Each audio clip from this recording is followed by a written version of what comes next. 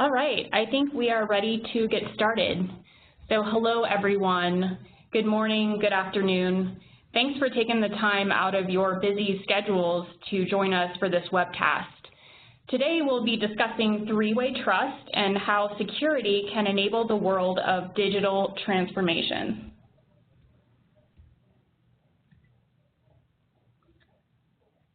So a look at your webcast presenters. There are three of us on the line today to speak with you.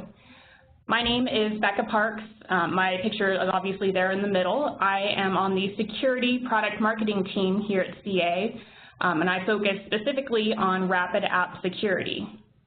We are also joined by Sanjay Taylor, who is our VP of Digital Strategy for Financial Services. Sanjay works closely with a lot of our large global customers on open banking and digital transformation initiatives. And we also have Rob Lindberg, who is our Senior Principal Product Manager for RapidApp Security, and he is going to be our technical expert on the line today.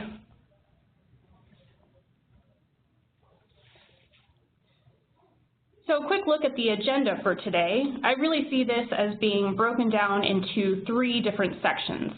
So the first is digital transformation and really the challenges that come with it. So we'll spend some time looking at security and software development challenges as well as consumer experience and how all of these kind of interact and really enable digital transformation. So this section will really be a level set for all of us. The second section is the solution part of this webcast, where we will explore three-way trust and CA's solution for frictionless authentication. And then the third section is our technical section, where we will look at the security architecture, SDK, and the problem with passwords and why passwords really aren't in the future for strong customer authentication. Then we will finish up with some Q&A and let you all return to your workdays. So Sanjay, over to you. Thanks, Becca. Welcome everyone. My name is Sanjay Taylor, and so when we look at digital transformation and the digital landscape today, I think we all know that mobile is the fastest growing channel. And a key factor that's really accelerating mobile is also the competitive pressures from startups who are focused around the customer experience. And more importantly, they're laser focused on streamlining points of friction. So, when we look at acquisition, retention, and cross-selling from an acquisition perspective, they are really good at onboarding and streamlining that whole onboarding process for a customer. Becca, if you go to the next slide, and when we think of poor experience, I think the first thing that comes to all of us when we think of experience or abandonment, we immediately think of performance or availability or poor design on just, how intuitive something is. But I think, many of us will probably agree that we've had challenges with applications or have abandoned something due to security-related issues. I know I have that on a fairly regular basis, forgetting my username or password or a challenge question and other types of issues as it relates to security. And, over the years, I think one of the game changers we can all appreciate is when Apple released Touch ID. It was one of the most innovative things to hit the market as a market differentiator to use biometrics for authentication. And with the increasing high-value services being offered via mobile, many companies have realized or are realizing that security must be part of a well-thought-out customer experience strategy. So it's not just security for security's sake, it's also now the digital teams and the digital marketing teams are also involved with how does security play as part of the overall experience. So if you go to the next slide, Becca, I'll touch on kind of three core areas. When we think about customer experience, it's not just about the customer. You should also be thinking about the employee, that the same bar that we look for with our customers is the same bar that we should also attain for our employees. And there's really kind of three areas that we've found ourselves in discussions with our customers that we've been working on. Down at the bottom, I think from a responsiveness perspective, nearly every customer we engage with has some type of Agile or DevOps initiative to drive greater velocity and quality across the organization. And as it relates to authentication, I think a number of companies are realizing, when they look at their developers, that the developers are not security experts. And so one of the things we'll talk about that Robert will hit on, from a technical perspective is, how we can kind of drop in this SDK that has all of the authentication capabilities to reduce risk, drive, developer velocity, and also drive consistency across the organization. Number two is around personalization. I think when we think of personalization, again, what comes to your mind is probably targeted ads or something related to marketing. But with the right type of security framework and capabilities, we can start to build individualized behavioral models and apply security when risk is elevated due to out-of-band behavior. And then lastly, trust. I think this is a big one. I think, data privacy, when we think of data privacy, it seems to hit front and center with the news nearly every day. We see some article that comes out. And, many of you, either financial companies or health organizations or retail companies, you probably have third-party providers that you're sharing data with, with these outside parties. And it's extremely important. In some cases, it's required that your customers understand and have proper controls to give consent on what is being shared. Now, we won't really dig deep into that, but consent is also one area that we have capabilities around controls that your customers can use to determine what information is being shared with outside parties. So with that, those are really three areas that, we continue to have discussions around, and, three areas that we'll be touching on throughout today's presentation. So Becca, I'll turn it over to you. Great, thanks, Sanjay. So I think everyone understands what we mean here by digital experience or digital transformation. But what I really want to hit on this slide is just how brands and organizations are really truly affected by consumer demands. So just a personal example, I actually only use my mobile banking app for any of my banking needs. So I pay all of my bills, I make transfers, I log in and check my bank account and my balance. And I can tell you from personal experience, and I think most of you would probably agree, that if I had to go into the bank, I would likely find another bank to do business with. And so really my expectation, I think most consumer expectations and demands today revolve around having feature-rich, frictionless apps. And they want fast, reliable service that's delivered in any method, whether it's mobile apps, web applications, Internet of Things, as that continues to rise today. And so what we're seeing is enterprises that are really pushing the app development life cycle. And so enterprises know that they have to satisfy this demand, but they can't, they really have to improve and push the development velocity, but not at the expense of security. And so when we think of digital experience and security, that relationship, again, depends on the three-way trust of the user, the application, and the device, and really building that trust so that consumers can have confidence in the business, and the business isn't slowing down users with friction and really heavy authentication methods that deny or slow down access.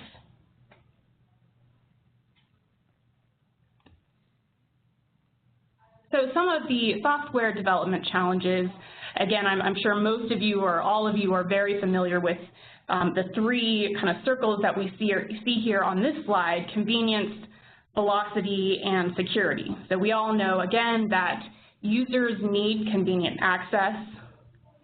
Developers need to increase their development velocity, providing maximum value, but they want to do so without the extremely high cost that comes with developing, operating, or supporting apps.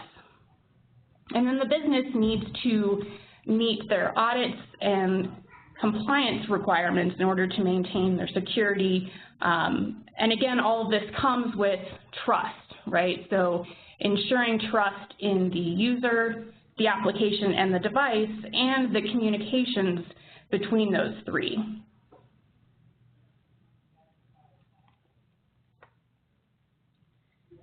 So of course, organizations today are just facing many, many risks. Businesses are concerned with this because of the threat of breaches that make major headlines today, and of course this leads to lost customers and major brand damage, right? There are many examples of that out there today. We won't hit on those, but certainly we all understand that these risks must be mitigated. So some of these big risks are the heavy lift in choosing and building the type of authentication required, and of course doing it for every application that the business builds.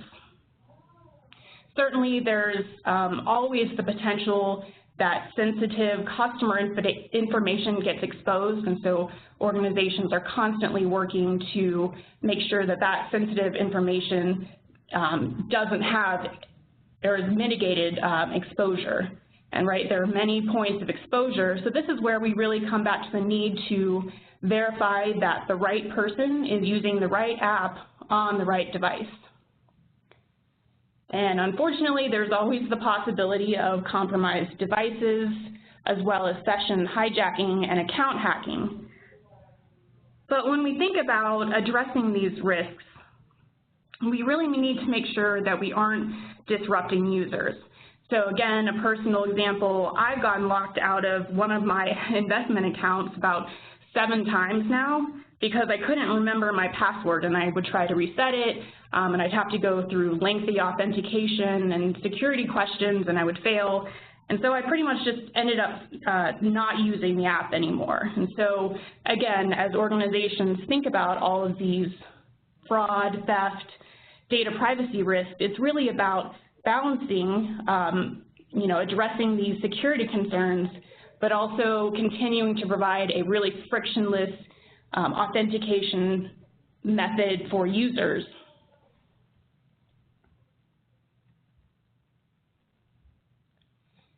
So one of the things we've seen at CA is many organizations really build in-house solutions to try to manage the complexity. So, linking all of the disparate vendor components, things like the SDKs or authentication or gateway, that is quite complex and takes a lot of time and investment from the organization. Certainly having to determine the authentication requirements, things like biometrics, as Sanjay mentioned earlier, 2-factor, contextual, all these authentication requirements that the organization has to really determine when to use what and really apply it across different apps and channels. As I mentioned previously, organizations are certainly worrying about complying with security regulations. They also have to integrate multiple SDKs into the app and code that authentication and security into the app. So a lot of time and energy really goes into this portion when we have developers who are trying to quickly push out new features or new applications. They really don't have the time or the expertise to code the authentication and security directly into the app. And then this kind of leads us to the organization often asking, do we really have the time or the security expertise to even make this happen? So at CA, we've developed RapidApp Security, which is a comprehensive authentication solution for web, mobile, and Internet of Things. So CA RapidApp Security offers 3-way trust. So again, the relationship between the user, the app, and the device. RapidApp Security also offers robust authentication and fraud detection. And importantly, it offers a simplified app developer interaction. So again, building in the authentication and security without slowing the development velocity. And finally, RapidApp Security offers fast and convenient access. So again, going back to the world of digital transformation and consumer demands, we can't slow down or have friction security in our applications, and so RapidApp Security allows that fast and convenient access for users.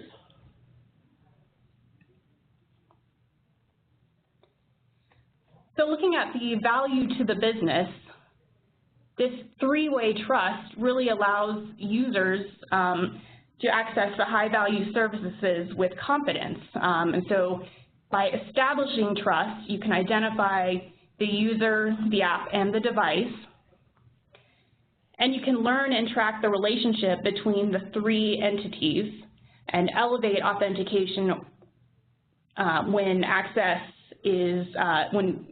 patterns deviate from the norm. So if I am using my mobile banking app in a different country, or if I'm trying to access the app from a different device, we certainly want to elevate that authentication to prove that I am the right user on the right device with the right app. And then finally, the three-way trust relationship is registered and authenticated to the gateway.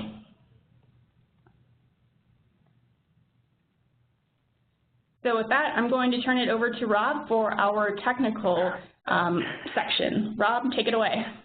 Thank you, Becca. And thank you, everyone, for joining us today. As Becca mentioned, CA has introduced a solution that we've called RapidApp Security. And this capability actually combines a couple different products that CA has today, plus some additional capability that we put together to create an overall solution. And the diagram here really describes what's been highlighted, the three major components of the solution. The first, right in the center, is the authentication gateway. It's the API management mobile API gateway that integrates the access from what's happening on the application or the device out in the mobile or web with the other component, which is our authentication and risk service, the advanced authentication capabilities from CA. On the left, we've added a universal mobile SDK. And what that does is it takes the complexity from a number of different programming interfaces and provides a much simpler API to combine the security capabilities that you need to flow through and create that three-way trust, as well as access the strong authentication and risk services that are orchestrated through the gateway. We support a number of different user stores and other potential API management solutions in an integration. And the SDK provides a number of different capabilities like one-time passwords, mobile single sign-on, a device DNA where we capture information about the device in order to determine if it is continuing to be used by the same person or if it's been hijacked, as well as our risk rules and information, and we'll talk about those. So next slide, Becca. The other thing that's important about RapidApp Security is its integration with the other CA security and API management solutions. So we have CA Single Sign-On SiteMinder, which can integrate as well with CA Directory and Identity Manager. So if you're already leveraging an access management infrastructure using CA Single Sign-On, RapidApp Security can integrate with that and provide seamless access to those services as well as the ones that you're accessing through the gateway from your mobile device and in the risk integrations. And we also, because that's similar infrastructure of the API gateway, we can give you API management capabilities, protecting resources, doing token management, et cetera. All of those capabilities that come with an API management solution. So RapidApp Security really broadens the connectivity between access management, API management, and security, as well as a developer experience and orchestration, combining strong authentication and risk. You want to advance ahead, please? So when we talk about the value to the developer, what we really talk about is simplifying what is necessary in your application development to create a secure connection and provide all of the capabilities without all of the complexity.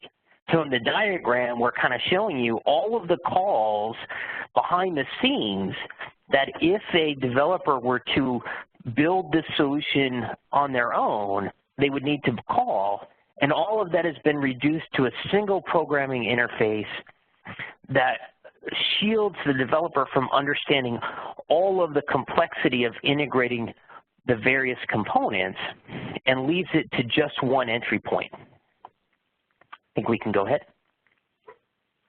So talking about the advanced authentication capability that sits behind this service, there's really two products that come together. The first is risk authentication, which really gives you contextual authentication information. What device is being used, where is the user in the world based on their IP or geolocation, what are they trying to do, is it consistent with their history? We have collect information about the behavior, and we can write risk rules to say, this is something different than has been done before. Rob, for example, normally logs in at 9 a.m. and works throughout the day. So connecting to his bank at 3 in the morning is unlike him. Maybe we need to increase the risk of that transaction and do another step-up challenge or some other multi-factor authentication to confirm his identity. The second component is strong authentication, and there's a number of different capabilities there. And we'll talk a little more in detail about one of them, the Auth ID, which is a PKI credential that's stored on the device, which enables you to do authentication by ensuring that the registered device is connecting back to the server and the authentication flow is happening with the user unlocking that credential. We also have OTP or one-time password capabilities, Q&A capabilities, as well as in out-of-band one-time passwords as well. So you can do integrations basically saying, I have to change my risk, I have to challenge a little bit differently, I want to use an OTP or other notification to ensure that I'm stepping up that security. The next slide, please. So as Becca mentioned, we wanted to talk a little bit about the problems with passwords. So we can kind of read the slide here. We know fraud is a big business. A lot of money is being sent to attack password databases from various companies. They continue to defeat the places where we have security in order to obtain these passwords. And even if you're hashing your password and you have a password file, there are many brute force attacks or techniques that can still access those passwords. And we know that this is a huge impact to the brand. We hear about major breaches, several times a year where millions of customers' accounts or passwords have been compromised. And if you're like many consumers, it's likely that the one password you used on one site may be used on another site. I have to admit I'm guilty of that myself. So if a password is breached, it's not just the one account that is compromised, but it could be many of your accounts that are compromised. So what are we doing about passwords? So next slide, please. So CA has a solution called the Auth ID credential. And it's really targeted at these externally facing customer or client portals. And it's a PKI credential which is registered and stored on the device. It doesn't store the password on the server. So the credential itself is used to sign a challenge in a private key, public key relationship where the private key is the device or stored on the device, and the password itself is never sent to the server for authentication. The password is just used to unlock that credential for the flow, and then that private key is used to sign a challenge and get verified. And while it stores the credentials on the server, there's a patented cryptographic camouflage which prevents a brute force attack. So if someone tries to brute force or set the password on the server, it actually come back successful even though it's invalid password. So it kind of defeats that brute force attack to try and determine what the password is. So we believe this is a very strong credential that eliminates the password on the server and therefore avoids any potential attack vector because you're no longer putting a password together with the user's account in a place that can be stolen by an attacker. The user and what they know as far as their password is only known to them and only stored on their device. And with that, I think I've covered all of the technical capabilities we wanted to touch on about RapidApp Security, the capabilities that exist with the SDK and the orchestration that occurs on the gateway, as well as the risk and strong authentication features that sit behind that server and are available for your mobile application to use to determine your authentication style, your two-factor or step-up authentications, or understanding the user's behavior or capabilities to determine whether or not that you've accessed a high-value transaction or something that is risky in order to change your authentication profile. I think we would open it up for any questions. Yeah, folks, so if you have a question, go ahead and put it in the Q&A tab. Just be sure to ask it, everyone, so we see it.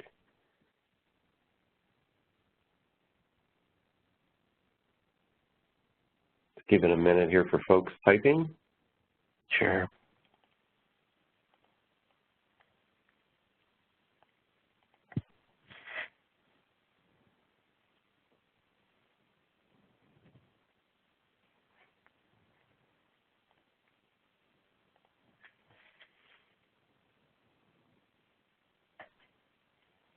Well, I'm not seeing any questions at this time. Any last words from Becca, Rob, Sanjay?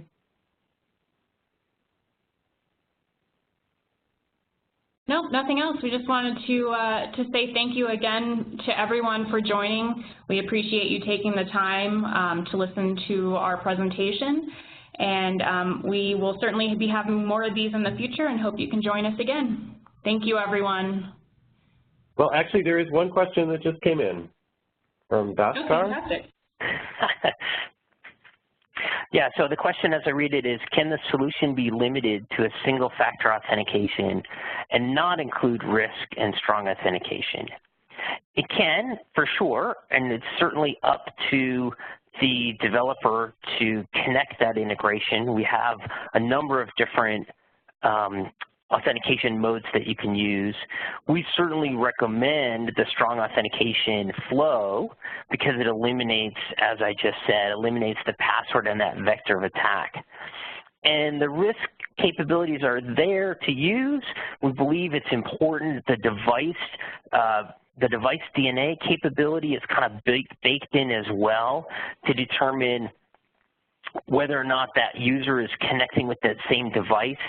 That component of it is very integral to the three-way trust, but there's no necessarily need to add advanced risk capabilities. That's really up to the application team to determine what level of security they want to add to the product. thank you for that question.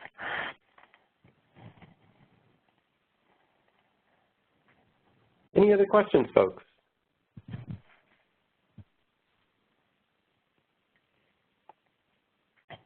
Okay, well, if there are no other questions, then thank you, Becca. Thank you, Rob, Sanjay, for presenting today. Thank you, everyone, for attending. This session is being recorded and will be available up on the security site and the other locations it was advertised, probably in the next day or so, as well as a copy of the presentation. And with that, I'll thank everybody again and wish everybody a great rest of your day. Great, thank you.